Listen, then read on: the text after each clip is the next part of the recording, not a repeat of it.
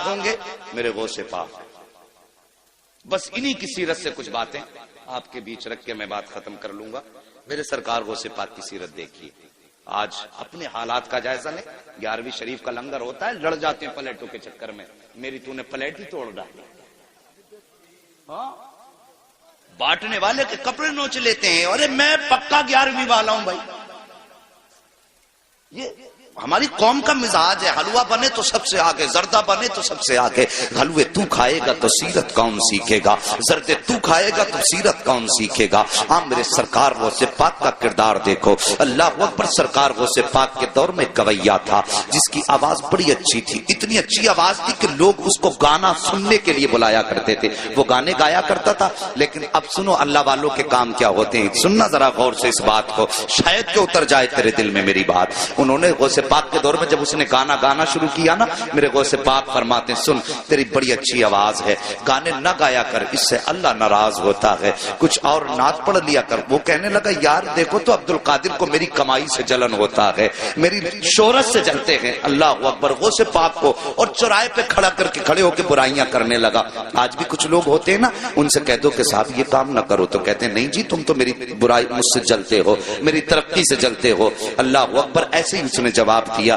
وقت گزرتا گیا, لوگوں میں اس کی بڑی مقبولیت ہوئی. وہ پیسے کما کے لاتا تھا, گھر والے کھانا کھلا دیتے تھے, لاتا تھا کھلا دیتے تھے. لیکن یاد رکھو ہر چیز کی ایک عمر ہوتی ہے. اور صاحب کبھی یہ سوچ کے گناہ نہ کیا کرو کہ بڑھاپا آئے گا تو توبہ کر لیں گے, ابھی تو جوانی ہے, ابھی تو دیکھا ہی کیا ہے. نہیں جی, عمر کے کسی بھی حصے میں موت آ سکتی ہے. قسمت والے ہوتے ہیں جنہیں بڑھاپا ہاتھ آ جاتا ہے. اب تو دیکھا کہ سفید بالوں والے بستر پہ لیٹے رہتے ہیں اور جوان لوگوں کے جنازے گھروں سے ہم نے اٹھتے دیکھے ہیں. یار موت کی تیاری کر لو, موت کی تیاری کر لو. اللہ کے بندو موت کو دور نہ جانو. موت ہمارا پیچھا کر رہی ہے. ہم موت سے بھاگ رہے ہیں لیکن موت ہمارے پیچھے ہے. ایک دن آ کے ہمیں پکڑ لے گی. اللہ اکبر. سرکار غوث پاک فرماتے ہیں سن تو توبہ کر لے. اس نے کہا نہیں تم جلتے ہو میری ترقی سے. وقت بدلا, گلے میں اب اس کے بڑھاپے کے اثر آئے, آواز دبنے لگی. لوگوں نے اس کو بلانا شروع کر دیا. لوگوں نے جب اس کو بلانا شروع بند کر دیا, جب آواز ختم ہوئی لوگوں نے بلانا بند کیا. پیسہ ختم ہوا, گھر والوں نے کھانا کھلانا بند کیا. کچھ دن تک پیسہ رہا, گھر والے کھلاتے رہے. لیکن جب پیسہ بالکل ختم ہوا, گھر والوں نے اس کو کھانا دینا بند کر دیا. اپنوں نے منہ لگانا بند کر دیا. جب اپنوں نے منہ لگانا بند کر دیا, پھٹے کپڑے ہو گئے, میلا لباس ہو گیا, کوئی کھلاتا نہیں تھا, مکھیاں بدن پہ بھنکنے لگی, کوئی پاس نہیں بیٹھاتا تھا. جا کے قبرستان میں جا کے بیٹھ گیا. سوچنے لگا ایک دن یہیں پہ آنا ہے, ہو سکتا ہے کوئی مجھے کاندھا نہ دے.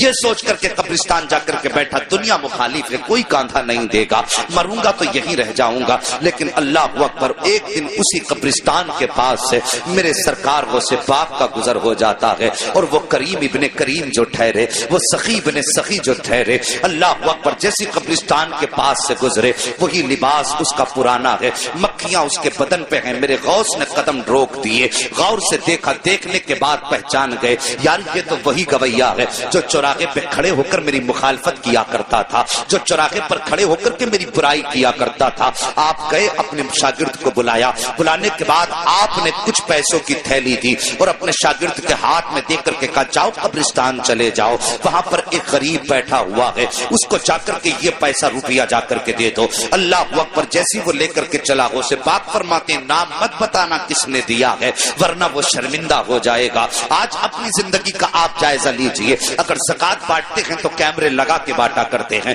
خیرات تقسیم کرتے ہیں تو کیمرے لگا کے تقسیم کیا کرتے ہیں. یار ہم نے کوئی نیکی کی تو اللہ کو دکھانے کے لیے کی یا بندوں کو دکھانے کے لیے کی ہے. اگر دنیا کو دکھانے کے لیے کرتے ہو تو یہ نیکی تمہارے منہ پہ مار دی جائے گی. اگر اللہ کو دکھانے کے لیے کر رہے ہو تو پھر کسی کی پرواہ نہ کرو, کوئی دیکھے نہ دیکھے, بس یہ سوچا کرو کہ یا تو خدا دیکھے یا مدینے والا مصطفیٰ دیکھ لے. اور کسی کی غربت کا تماشا نہ اڑایا کرو. آج لائنیں لگتی ہیں, رمضان کا مہینہ آئے گا, خیرات بانٹیں گے دولت والے, اعلان کریں گے اس کی طرف سے کمبل بٹ رہے ہیں, وہ غریب جا کے بیٹھ جاتے ہیں. شرم نہیں آتی؟ انتظار کراتے ہو, آگے بڑھو, وقت بہت کم ہے. شاگرد میں کہتا ہوں کوئی بھی کام کرنا ہو اللہ کی رضا کے لیے کیا کرو, ہمیں مرنا ہے. بس یہ یاد رکھو ہمیں حسنین کے نانا کو منہ دکھانا ہے، مولا علی کا بھی سامنا کرنا ہے، صاحب ان کا سامنا کرنا ہے، کس منہ سے سامنا کرنا یہ تجھے اور مجھے سوچنا پڑے گا۔ سرکار غوث پاک فرماتے ہیں جا کے اسے بتانا مت کس نے دیا ہے۔ یہ آیا مرید لے کر کے، آنے کے بعد قبرستان میں اسی غریب کے ہاتھ میں جا کے جب تھیلی رکھی نا، اس نے یوں چہرہ اٹھایا اور دیکھ کے آنکھوں میں آنسو آ گئے، کہنے لگا یار یہ تو بتا دے، پورے شہر کے اندر کسی نے مجھے منہ تک نہیں لگایا، کوئی مجھے ایک وقت کا کھانا دینے تیار نہیں ہے، یہ بتا یہ اتنا احسان کس نے کر دیا ہے؟ کون ہے اتنا مہربان جو مجھ سے اتنا پیار کرتا ہے؟ شاگرد کہتا ہے مجھے دینے کا حکم ہے، بتانے کا حکم نہیں دیا گیا ہے۔ یہ کہہ کے شاگرد جب چلنے لگا اس نے کہا ٹھہر مجھے پتا ہے۔ اللہ اکبر، جیسی وہ واپس آیا ہے وہ مرید شاگرد آ گیا، سرکار غوث پاک پڑھانے میں مصروف ہیں، جب واپس آیا تو آ کر کے وہی فقیر بھکاری دروازے پہ کھڑا ہو گیا۔ میرے غوث اپنی جگہ سے اٹھ کے کھڑے ہو گئے۔ ہاں یہ آئینہ ہے آج کے پیروں کے لیے جن کے پاس غریبوں سے ملنے کا ٹائم نہیں ہوتا ہے، ان پیروں کے لیے جو امیروں کے یہاں پہ صبح و شام گزارا کرتے ہیں، غریب دروازے پہ آئے تو اسے ٹائم دے کے ٹال دیا کرتے ہیں، تجھے جمعرات میں آنا، تجھے پیر میں آنا ہے، امیر آ جائے تو آئیے استقبال کیا جاتا ہے۔ یار شرم کرو، تم کتنے بھی بڑے پیر ہو جاؤ غوث پاک سے بڑے پیر نہیں ہو سکتے ہو۔ اخلاق دیکھو میرے غوث پاک کا، جیسے یہ غریب دروازے پر آیا ہے، آ کر کے میرے غوث نے دیکھا کھڑا ہے، اٹھ کے اپنی جگہ سے کھڑے ہو گئے اور فرماتے بتا اب بھی کچھ کمی رہ گئی ہے؟ اتنا سندا تھا، آنکھوں میں آنسو آئے، ہچکی بھر کے رونا شروع کر دیتا ہے۔ میرے غوث اپنی جگہ سے چلے ہیں، چلنے کے بعد اس کے پاس جا کے کھڑے ہو گئے۔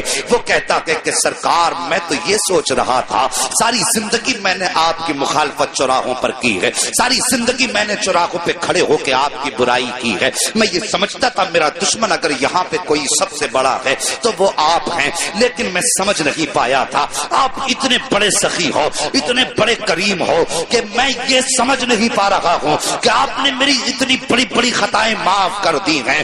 اتنا سننا تھا۔ میرے غوث مسکرا کے کہتے ہیں بتا اور بھی کچھ چاہیے؟ اس نے کہا سرکار مجھے یاد ہے ایک بار جوانی میں مجھ سے کہا تھا کہ توبہ کر لے خدا راضی ہو جائے گا، میں نے آپ کی نہیں مانی تھی، اب بس اتنا بتائیے کیا آج توبہ کروں گا تو کیا میرے گناہ معاف ہو جائیں گے؟ میرے غوث مسکراتے ہیں اور کہتے ہیں لا ہاتھ بڑھا دے، ہاتھ میں ہاتھ دے دے، صرف توبہ سے گناہ کی معاف نہیں ہوں گے بلکہ اللہ تجھے محبوب بھی بنا لے گا۔ اس نے اتنا سنا ہے، تڑپ کے کہتا ہے سرکار کیا اتنا بڑا کرم بھی ہو سکتا ہے؟ میرے غوث کہتے ہیں ہاتھ بڑھا دے، توبہ کرنا تیرا کام ہے اور تجھ کو ولی بنا دینا یہ عبد القادر جیلانی کا۔ نعرہ تکبیر، نعرہ رسالت، علماء اہل سنت، مسلک اعلی حضرت، جشن غوث الورا، نعرہ تکبیر، نعرہ رسالت۔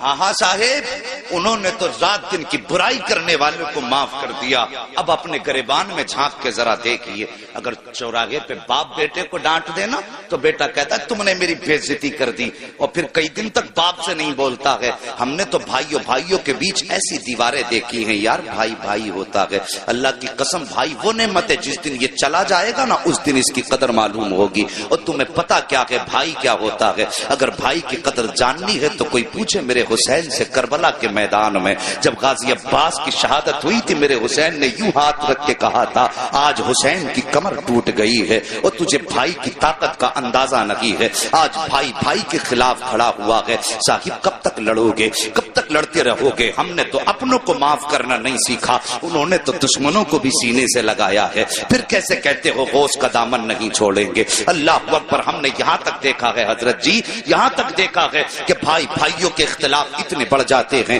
کہ گھر کے اندر فنکشن ہوتا، ایک بھائی کے گھر میں فنکشن ہے، دوسرا بھائی دروازہ بند کر کے بیٹھا ہے، بھائی کے بچے پوچھ کے کہتے ہیں ابا بتائیے کیا چچا ہمیں منانے کے لیے آئیں گے؟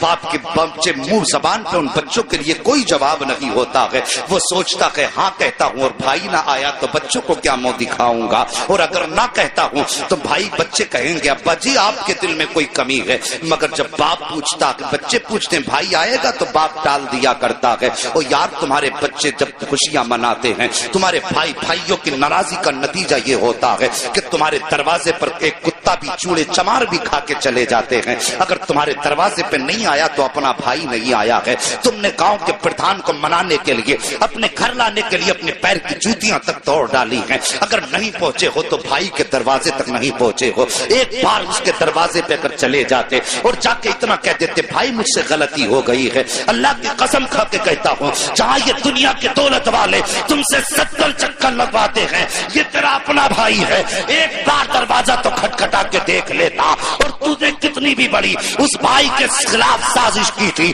ایک بار اتنا کہہ دیتا کہ بھائی خطا ہو گئی ہے، پھر اس کی آنکھوں میں دیکھتا ماں کی ممتا بھی نظر آتی، باپ کی شفقتیں بھی دکھائی دیتی، خاندان کی محبتیں بھی دکھائی دیتی، اور خون کا ابال بھی دکھائی دیتا۔ وہ کہتا یار چھوڑ دے، جب تو دروازے پہ آ گیا ہے میں نے تجھے معاف کر دیا ہے، تم مجھے معاف کر دے۔ جب تمہاری یہ ملاقات ہوتی تم مدینے سے صدا آتی، اور دونوں بھائیوں ایک دوسرے کو معاف کر کے تم نے مجھے خوش کر دیا ہے۔ جب یہ مدینے والا کہتا تو رب فرما دیتا جب تم نے مصطفیٰ کو خوش کر دیا ہے میں نے تم کو معافی کا پروانہ عطا فرما دیا۔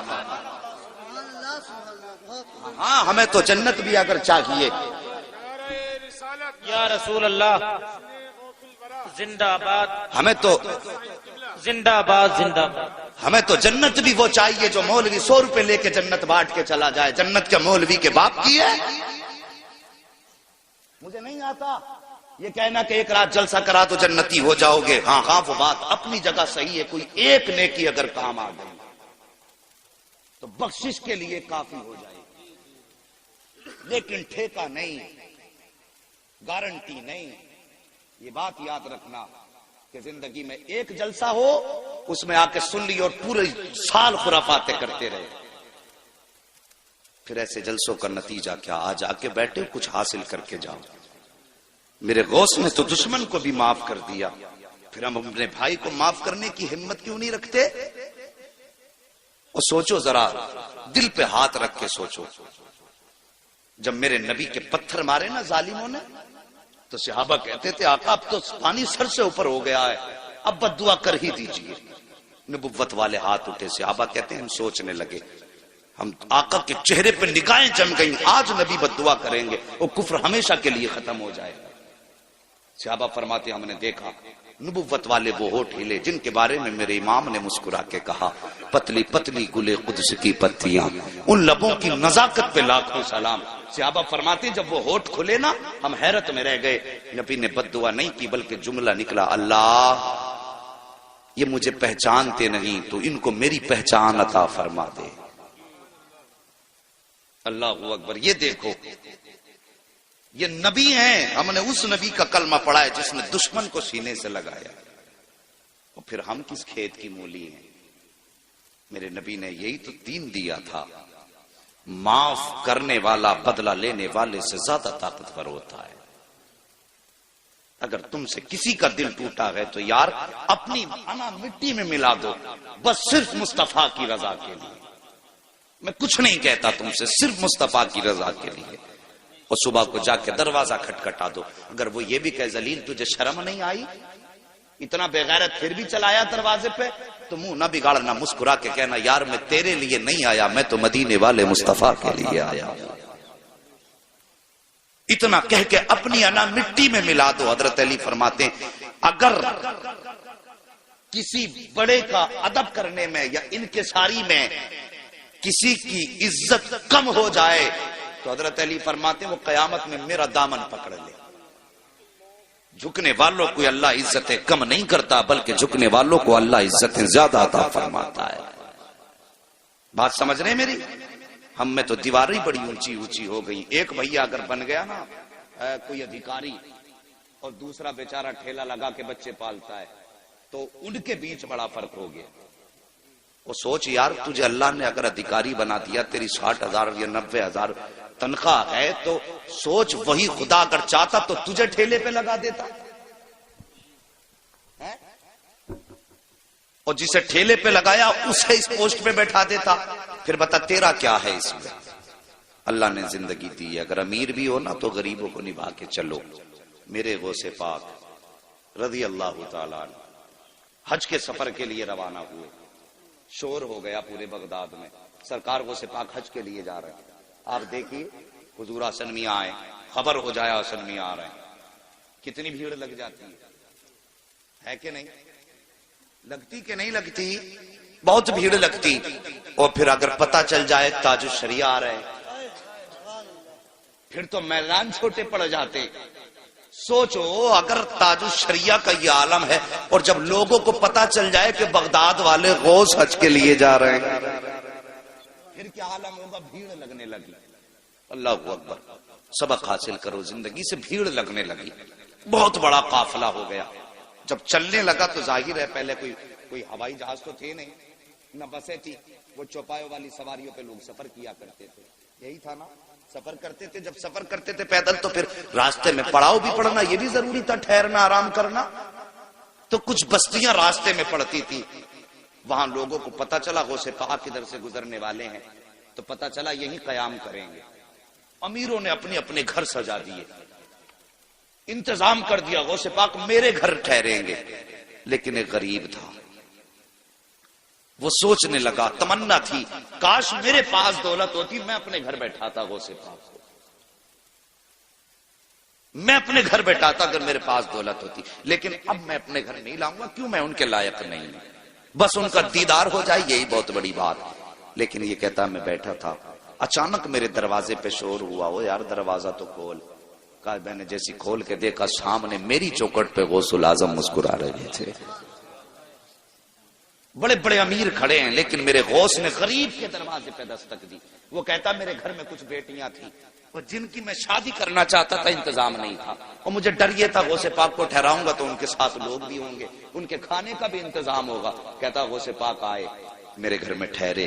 فرماتے ہیں پورا انتظام غوث پاک نے فرمایا کھانے کا ہے. آج نذرانے لینے کا تو رواج پیروں میں نظر آ رہا ہے لیکن دینے والا پیر نظر. سوچو، خود سوچو، اگر میں غلط ہوں کہہ دو کھڑے ہو کے. دینے والا پیر. نذرانوں کا ایک تصور تھا پیروں کی بارگاہ میں کہ امیروں سے لیتے تھے، غریبوں کو دیتے تھے.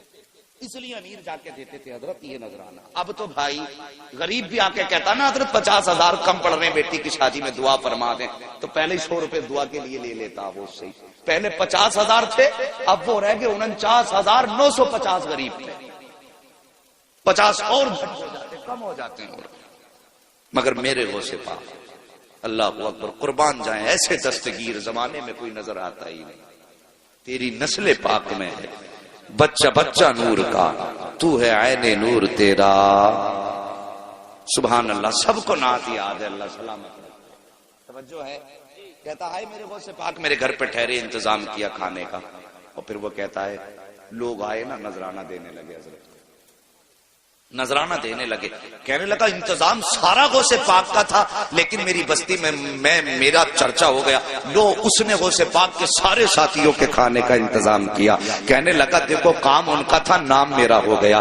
اللہ اکبر. کہتا ہے جب سارے لوگ کھا چکے، رات گزاری، صبح چلنے لگے، میرے غوث نے مجھے بلایا اور بلا کے فرمایا ذرا قریب آ، اور سینے سے لگا کے کان میں کہنے لگے بیٹیاں جوان ہیں، انتظام نہیں ہے شادی کا. تب بس اتنا کہا تھا غوث پاک پہ جتنا بھی نذرانہ مریدوں نے دیا تھا وہ سب اٹھا کے میری گود میں ڈالا اور فرمایا جا جا بچیوں کا انتظام فرما دے. وہ کہتا ہے بظاہر تو تھوڑا تھا لیکن اللہ نے اتنی برکتیں دی کہ میری بچیوں کی بھی شادی ہو گئی اور نسلوں کے گزارے بھی ہونے لگے.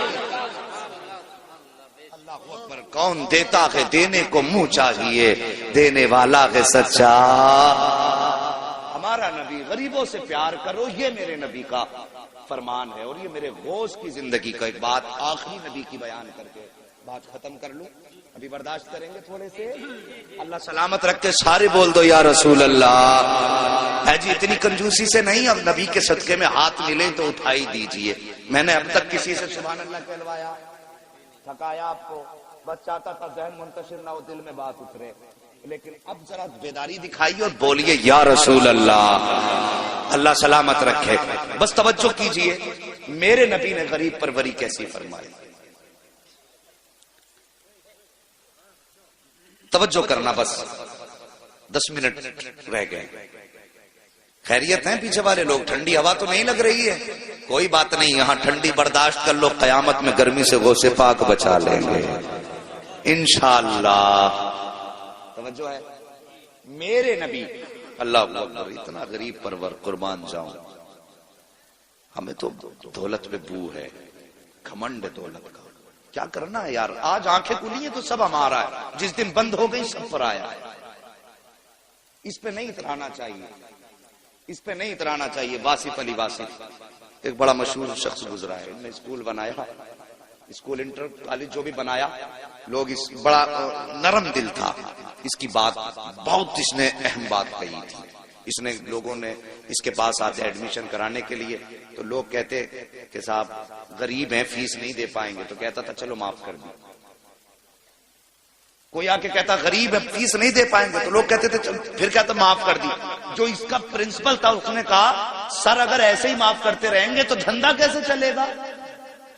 اس ٹائم تو کمائی کا سب سے اچھا سسٹم ہے، اسپتال بنا لو یا کالج بنا لو،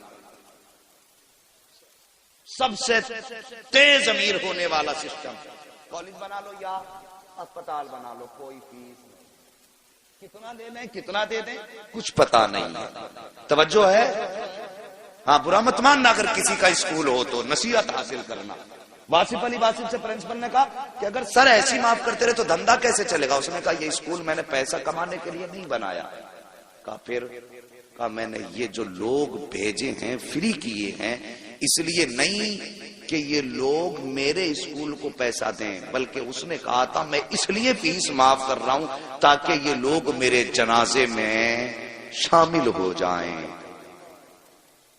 یاد رکھنا اس بات، بہت بڑی بات اس نے کہی تھی۔ یہ میں اپنے جنازے کی بھیڑ بڑھا رہا ہوں، کوئی مہربانی نہیں کر رہا ہوں، جنازے کی بھیڑ بڑھا رہا ہوں۔ پتا چلا اچھے عمل کرو گے تو بھیڑ اچھی ہوگی، لیکن یہ بھی ہوتا ہے پدھان مرے تھے، کتا مرا پدھان کا تو پورا گاؤں تھا، پدھان مرے تو آدھا بھی گاؤں نہیں تھا، اس لیے کہ وہاں تو پدھان کو منہ دکھانے گئے تھے۔ اب جب پدھان ہی مر گئے تو پھر کسے منہ دکھانے جاتے؟ سمجھ رہے نا میری بات؟ یہ محاورہ ہے، اگر کوئی برادری یہاں پدھانوں کی ہو تو برا مت ماننا کہ مولوی ہمیں کہہ گیا ہے جی۔ بس سمجھانا چاہتا ہوں کہ جب تک آنکھیں کھلی ہیں تب تک ہمارا ہے، آنکھیں بند ہوئی تو سب پر آیا، سب پر آیا۔ آؤ رب کے قریب ہو جاؤ، اپنے مصطفیٰ کے قریب ہو جاؤ۔ یہ زندگی کا سب سے اہم مشغلہ ہے کہ ہم مصطفیٰ کے قریب ہو جائیں۔ ہم تو غریب رشتہ داروں کو اپنانے سے انکار کر دیتے ہیں۔ اگر کہا جائے کہ یار تجھے اللہ نے اتنی دولت دی ہے، تیری بہن غریب ہے، اسی کی بیٹی لے آ گھر میں، مدد کر دے اس کی، تو کہتا ہے کہ یار مدد کر تو دی، 4 لاکھ دے رہا ہوں۔ اور ظالم تیرے 4 لاکھ سے کیا مدد ہو جائے گی؟ اللہ نے تجھے دولت دی ہے، چلا جا بہن کے دروازے پہ، جھولی پھیلا کے کہہ دے بہن اپنی بیٹی میری جھولی میں ڈال دے۔ اللہ کی قسم کھا کے کہتا ہوں خالی ہاتھ بہن کی بیٹی بھی آ کے لائے گا، میں یہ نہیں جانتا دنیا کیا کہے گی، تیرے برادری والے کیا کہیں گے، گاؤں والے کیا کہیں گے، یہ کچھ بھی کہیں، لیکن خدا کی قسم تو گھر بعد میں آئے گا، مدینے والے کا سلام تیرے نام پہلے آ چکا ہے۔ یہ کیا کرو، ہم تو غریبوں کو اپناتے ہی نہیں۔ فتح مکہ ہوا، میرے نبی مکہ شریف میں تشریف لائے، توجہ ہے، مکہ میں تشریف لائے۔ حضرت ام ہانی میرے نبی کی چچا زاد بہن، حضرت علی کی سگی بہن، حضرت ام سارے بولو ام ہانی، جن کے گھر سے نبی معراج میں گئے۔ آقا کریم ہجرت سے پہلے انہی کے گھر آ کے بستر پہ لیٹ جایا کرتے تھے، پسینہ آتا تھا نا تو حضرت ام ہانی بوتل میں بھرتی تھی، شیشیوں میں۔ بچے کہتے تھے امی کیا کر رہی ہو؟ بچے کہتے تھے پوچھا کرتے تھے کیا ہے یہ؟ کہا مصطفیٰ کے بدن کی خوشبو اکٹھا کر رہے ہیں۔ اللہ اکبر۔ ان کے ہاں مصطفیٰ بیٹھا کرتے تھے، ہجرت کر گئے، شوہر نے چھوڑ دیا، یہ مکے میں رہ گئی، میرے نبی ہجرت کر کے مدینہ چلے گئے۔ فتح مکہ ہوا، ہزاروں کی تعداد میں آج لشکر مصطفیٰ کے ساتھ۔ جب مکے میں سرکار داخل ہوئے نا تو سر اتنا جھکا تھا کہ آپ کی پیشانی اونٹ کی کوہان پر لگ رہی تھی، اتنا سر جھکا تھا۔ ہمیں تو گھمنڈ اتنا آ جاتا ہے، ذرا سی منبریا کیا بن گئی، پوری دنیا کو سر پہ لیے گھوم رہے۔ ہاں پوری دنیا کا بادشاہ میرا نبی ہے، پوری کائنات کا مالک میرا نبی ہے۔ اور فتح مکہ ہوا کہ ہزاروں کا لشکر پیچھے ہے۔ ام ہانی کے بچے توڑ کے آئے، ماں آج وہ آیا ہے جس کے تو قصے سناتی ہے، ماں آج وہ آیا ہے جس کے تو چہرے کی تعریف کرتے نہیں تھکتی ہے، ماں آج وہ مکہ مکے میں آیا ہے جسے تو بھائی کہتی ہے۔ اتنا حضرت ام ہانی نے سنا، کہا کیا تو سچ کہہ رہا ہے؟ کہا ہاں ماں، میں نے دیکھا ہے وہی نورانی چہرہ ہے جو ادائیں تو نے بتائی ہیں، زلفیں بھی ویسی ہیں، آنکھیں بھی اتنی حسین جتنی تو نے بتائی ہیں۔ اے ماں اتنا پتا، آج وہ بڑی شان کے ساتھ واپس آیا ہے، تو ایک غریب بہن ہے، کیا وہ آج تیرے دروازے آئے گا کہ نہیں آئے گا؟ اللہ اکبر! اتنا ام ہانی نے سنا، کہتی ہے میرا کلیجہ دھک سے ہو گیا، اپنے بچوں سے کیسے کہوں کہ وہ آئے گا کہ نہیں آئے گا؟ کہتی لیکن بچوں نے اصرار کیا، میں نے دل کو سنبھال کے کہا ہاں بیٹے وہ ضرور آئے گا۔ کہتی میں نے بچوں سے کہہ تو دیا تھا لیکن میرے دل میں دھک دھک تھی، کہیں ایسا نہ ہو وہ نہ آئے تو بچوں کو کیا جواب دوں گی؟ ام ہانی کہتی ابھی اسی شش و پنج میں تھی کہ بچے کہہ رہے تھے ماں وہ کب آئیں گے، ماں وہ کب آئیں گے؟ کہا فرماتی ہے اچانک میرے دروازے پہ دستک ہوئی، میں نے پوچھا کون؟ کہا محمد الرسول اللہ آیا ہے۔ اللہ اکبر! اتنا سنا حضرت ام ہانی کہتی ہیں میں تو دروازے پہ بعد میں گئی، بچوں نے چھلانگ لگائی، مجھ سے پہلے دروازے پہ تھے، جیسی دروازہ کھولا تو سامنے وہی چہرہ تھا جس کی تعریف قرآن بیان کر رہا ہے، سامنے وہی چہرہ تھا جس کو دیکھ کر کے پتھر کلمہ پڑھنے لگ جاتے ہیں۔ اللہ اکبر! ام ہانی کہتی ہیں میں نے سرکار کا چہرہ دیکھا، سرکار تشریف لائے ہیں، تمہیں کیا لگتا ہے کہ مکے میں امیر نہ تھے؟ بڑے بڑے دولت والے تھے،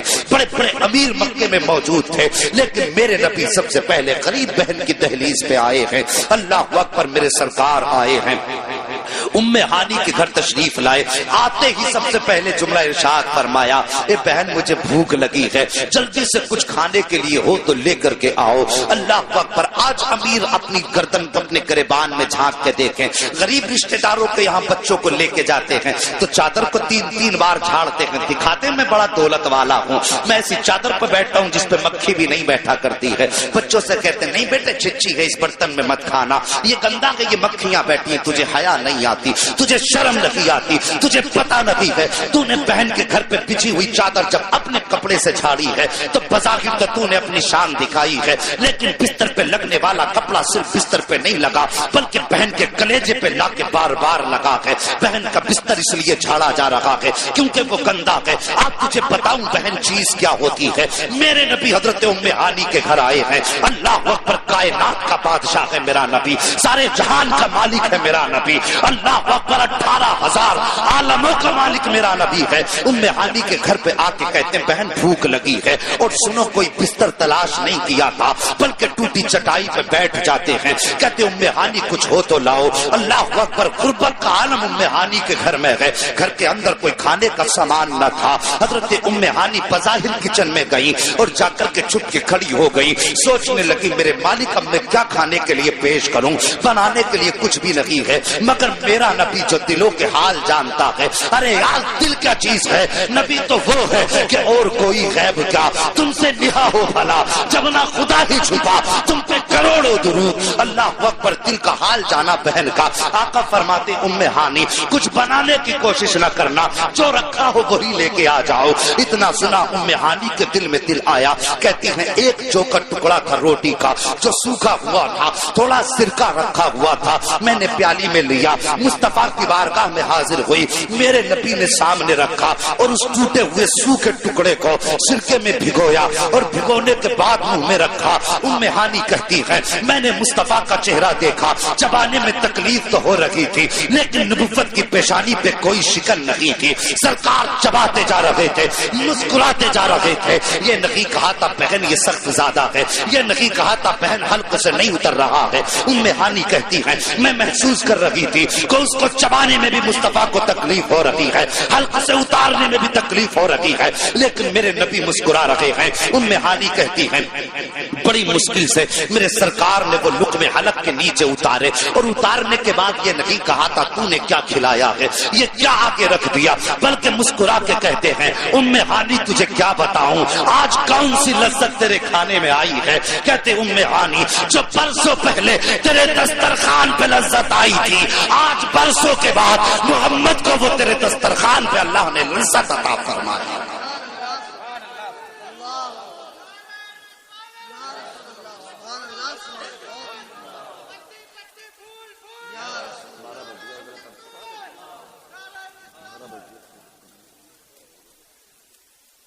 وہ لوگوں میرے نبی اللہ اکبر غوث پاک کی محفل میں بیٹھے ہو تو آج میرے غوث کی طرف سے یہ تحفہ سمجھ کے لے جاؤ. جب تک جئیں گے اپنے غریب رشتہ داروں کو نبھاتے رہیں گے. بولو انشاءاللہ. اپنے بھائیوں سے جو ناراضیاں ہیں انہیں ختم کریں گے, اپنی انا بھول کے مصطفیٰ کی رضا کے لیے انہیں معاف کریں گے. کریں گے انشاءاللہ. سارے بولو انشاءاللہ. اگر اتنا کر لیا تو میں سمجھوں گا میرا آنا قبول, تمہارا برانا قبول ہے. ورنہ کچھ بھی نہیں, ثواب تو ذکر کا مل ہی جائے گا. بس صاحب اپنوں کو سینے سے لگاؤ, اپنوں کو قریب لاؤ. اور پیروں کے لیے میں نظریہ فکر دیتا ہوں. میرے غوث غریب کے چوکھٹ پہ ٹھہرے. میرے نبی سب سے پہلے غریب بہن کے دروازے پر آئے. اگر وقت ہوتا تو اور بھی ایک آدھ مثال ایسی رکھتا. اللہ اکبر. مگر میں یہ سمجھتا ہوں کھانا اتنا کھانا چاہیے جتنا ہضم ہو جائے. بہت زیادہ کھانے سے پیٹ خراب ہو جاتا ہے. کسی نے کہا تھا طوفان نوح لانے سے آخر کیا فائدہ, ایک اشک ہی بہت ہے اگر کچھ اثر کرے. بس یہ باتیں تھی. قرآن نے فرمایا یا ایھا الذین آمنوا اتقوا اللہ وکونوا مع الصادقین. ایمان والو اللہ سے ڈرو اور سچوں کے ساتھ ہو جاؤ. یہ اس لیے ہم اپنے غوث کا بھی تذکرہ کرتے ہیں, اپنے صابر کی بھی باتیں کرتے ہیں, اپنے وارث کے بھی چرچے کرتے ہیں. ہم اپنے امام احمد رضا کے بھی تذکرے کرتے ہیں, غریب نواز کی بھی باتیں کرتے ہیں, مفتی اعظم کے بھی ذکر کرتے ہیں, تاج الشریعہ کا بھی نام لیا کرتے ہیں. اس لیے کہ اللہ نے تقوی کے بعد ہمیں ولیوں کے دامن سے لپٹنے کا حکم دیا ہے. یہ اس لیے کہ جب شیطان کو دوزخ جنت سے نکالا گیا تو اس نے کہا تھا میں انہیں بھٹکاؤں گا. میرے رب نے فرمایا جا تجھے میں نے پوری طاقت دی, لگا لے طاقت. اللہ اکبر. جب اسے پاور دی تو اللہ نے ہمیں پاورفل شخصیتیں عطا فرمائی ہیں. وہ پاورفل شخصیتیں اللہ کے ولی ہیں. تم تقوی اختیار کرو, اللہ والوں کے دامن سے وابستہ ہو جاؤ. تقوی اختیار کرو گے عمل سلامت رہے گا, ولیوں سے نپٹو گے جا کر کے تو ایمان سلامت رہ جائے گا. ٹھیک ہے جی. اللہ تعالیٰ میرے بولنے میں آمدن صاحبن جو خطائیں لفظ ہوئی ہوں, مولا کریم اپنے حبیب کے صدقے میں میری خطاؤں کو معاف فرمائے. اور سارے لوگ کلمہ شریف پڑھ لیجئے لا الہ. دیکھیں اب ایمانداری سے زور سے پڑھ لو, اب کنجوسی نہیں کیجیے ہے جی. تو جو نہیں بولا وہ آپ بول جائیں. اگر اب بھی نہیں بولا تو پھر مجھے اب جانے کے بعد بھی تکلیف ہوگی کہ یار کلمہ بھی اتنا آہستہ پڑھ رہے تھے جیسے مسجد میں تیجا ہو رہا تھا. پڑھیے ذرا, لگنا چاہیے سونے والوں کو کہ وہاں مجمع تھا. اتنی زور سے کلمہ پڑھو لا الہ الا اللہ محمد رسول اللہ. بچوں ہوئے اغلاط ان کو معاف فرمائے. رب کائنات زندگی نے دیا ساتھ تو پھر ہوگی ملاقات. چمن رہا تو پھول کھلیں گے, زندگی رہی تو پھر ملیں گے. مسافر ہیں ہم بھی, مسافر ہو تم بھی, کسی موڑ پر پھر ملاقات ہوگی. فقیران آئے صدا کر چلے, سدا خوش رہو یہ دعا کر چلے. یہ خلیر کمیٹی زندہ باد, پائندہ باد. اللہ تعالیٰ ان بچوں کو آنے والے دور میں عظیم الشان کانفرنس کرنے کی توفیق عطا فرمائے اور پوری امت مسلمہ کو ان کے شانے سے شانہ ملا کر چلنے کی توفیق عطا فرمائے. آپ جلد سے خوب کرائیے, لیکن مولوی کو بلا کے بس یہ کہنا کہ یار ہم نے فضیلتیں بہت سن لی, وہ باتیں بتا جا جو